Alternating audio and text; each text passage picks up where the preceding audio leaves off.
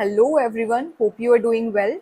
बहुत सारे बच्चों को ये डाउट होता है कि क्या SSC CGL examination first attempt में क्लियर किया जा सकता है और क्या इसके लिए टॉपर होना ज़रूरी है।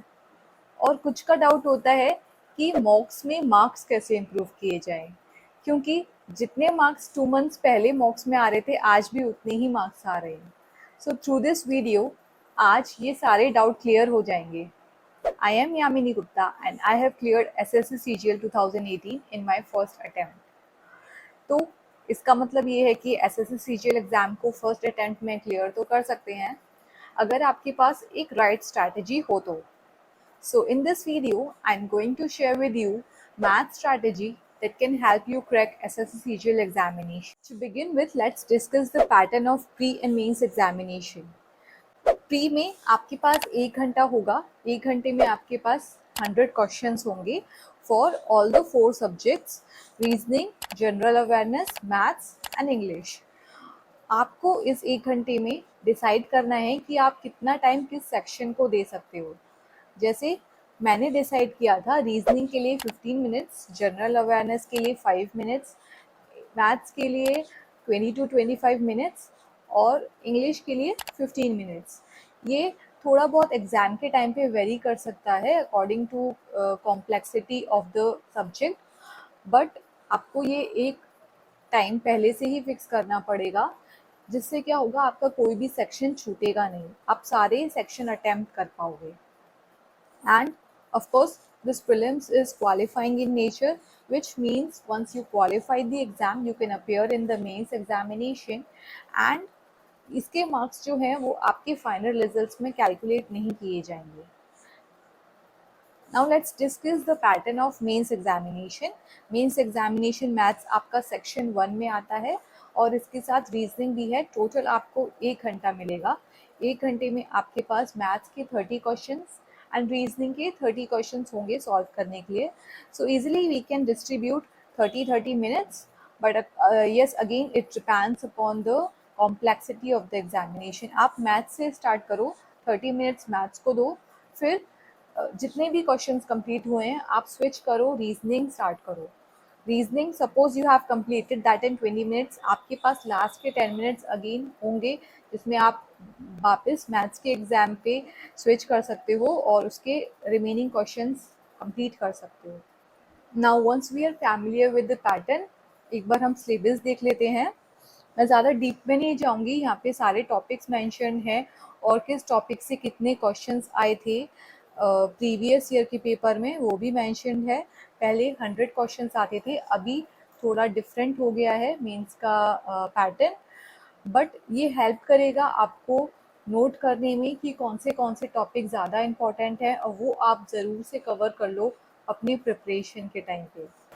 Now let's discuss the sources that we need to follow. बच्चे अक्सर क्या करते हैं कि बहुत सारी बुक्स कलेक्ट करना शुरू कर देते हैं, बहुत सारे टेलीग्राम चैनल ज्वाइन कर लेते हैं, बट हमको खुद को डिस्ट्रैक्ट नहीं करना है। हमको 3-4 सोर्सेज सेलेक्ट करने हैं और अपनी प्रिपरेशन के एंड तक उन्हीं को फॉलो करना है। तो सबसे पहले स्टार्ट करते हैं बेसिक्स से। बेसिक्स के लिए आपको क्लास नोट्स चाहिए होंगे, तो मैंने राकेश यादव सर की क्लास नोट्स प्रेफर किए थे। आप विपिन प्रताप सर के या जो भी टीचर से आप पढ़ने में कंफर्टेबल हो उनकी क्लास नोट्स बाय कर सकते हैं।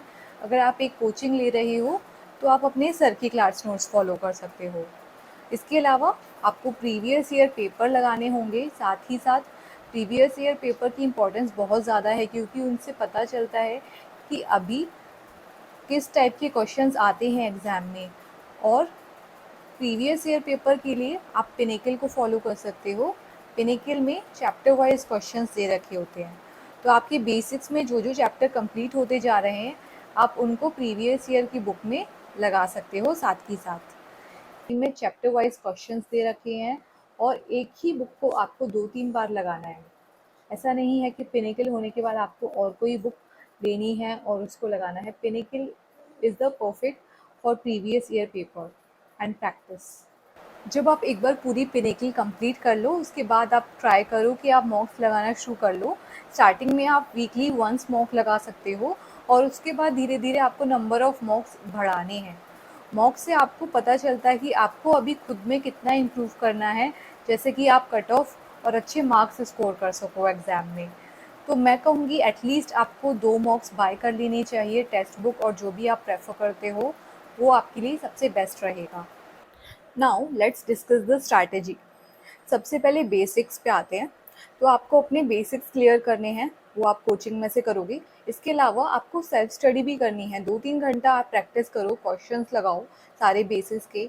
जो आपका प्रीवियस ईयर्स है पिनेकल, उसमें चैप्टर वाइज क्वेश्चंस दे रखे हैं, उनको लगाओ। और आपको साथ ही साथ एनालाइज करना है कि आपके स्ट्रॉन्ग चैप्टर्स और वीक चैप्टर्स कौन से हैं, सो दैट जो भी आपके वीक चैप्टर्स हैं उस पर आप ज़्यादा फोकस कर सको, उनको आपको ज़्यादा टाइम देना है।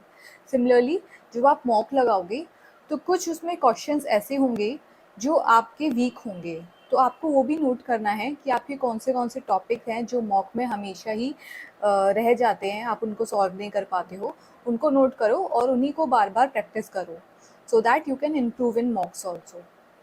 इसके अलावा जब आपके बेसिक्स हो जाते हैं, उसके बाद आपको ट्राई करना है कि जो भी आप क्वेश्चन सॉल्व कर रहे हो उनको एक टाइम बाउंड कंडीशन में सॉल्व करो।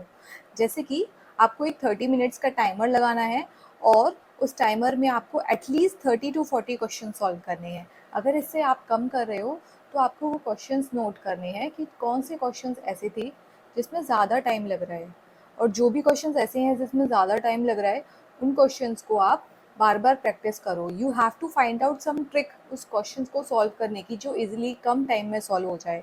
समटाइम्स आपको कोई ट्रिक मिलेगी, जैसे कि डिजिट सम हो गया, लास्ट डिजिट्स हो गया, तो ये ट्रिक्स के हेल्प से आप क्वेश्चन को जल्दी सॉल्व कर सकते हो।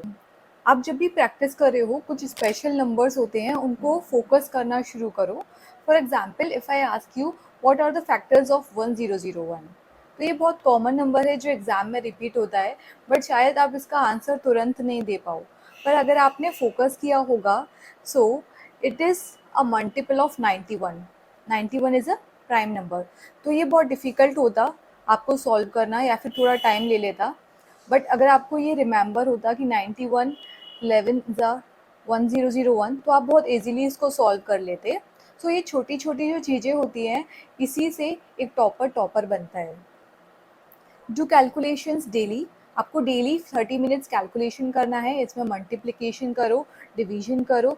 इसके अलावा आप रिवाइज करो सारे स्क्वायर्स, एटलीस्ट आपको 50 तक स्क्वायर्स आने चाहिए, क्यूब्स आने चाहिए 30 तक, और आपको टेबल्स आनी चाहिए 30 तक। ये सब आपको रिवाइज करना है, that will help you in your calculations. आपकी कैलकुलेशन जब भी आप करोगे बहुत ईजीली आपको रिकॉल कर पाओगे। And yes, I have already told you, do not follow multiple sources और गाइडेंस। आप बहुत जगह से, सब लोगों से इधर उधर से गाइडेंस लेने की ज़रूरत नहीं है। जितने सोर्सेज आपको लिमिटेड बताए हैं मैंने, वो इनफ होंगे एसएससी सीजीएल की प्रिपरेशन के लिए। सो गाइज, आपकी स्ट्रैटेजी की रेसिपी प्रिपेयर हो गई है, बट इसमें टेस्ट नहीं आएगा अगर एक इंग्रेडिएंट ऐड नहीं किया जाए, जो कि है कंसिस्टेंसी। अगर आप कंसिस्टेंटली जो भी मैंने स्टेप्स बताए हैं, अगर आप उसको फॉलो करते हो, then definitely I can say you can crack the SSC CGL examination.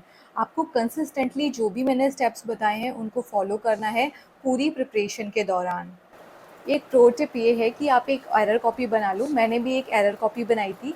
तो आप प्रीवियस ईयर्स क्वेश्चंस करते समय जो भी क्वेश्चंस आपको हार्ड लगे, या फिर आप मॉक्स कर रहे हो जो क्वेश्चंस आपसे सॉल्व नहीं हो पाए, उसको उसमें नोट डाउन कर लो and note the formulas that you usually forgot. जब भी आपको टाइम मिले उस कॉपी को लो, उसमें से रिवाइज करो। इससे क्या होगा, धीरे धीरे आपके मॉक्स में मार्क्स इम्प्रूव होते जाएंगे। So that's it for today. Hope you like this video. If you still have any queries, please write me down in the comment section below. I'll surely try to reply you back, and all the best for your examination.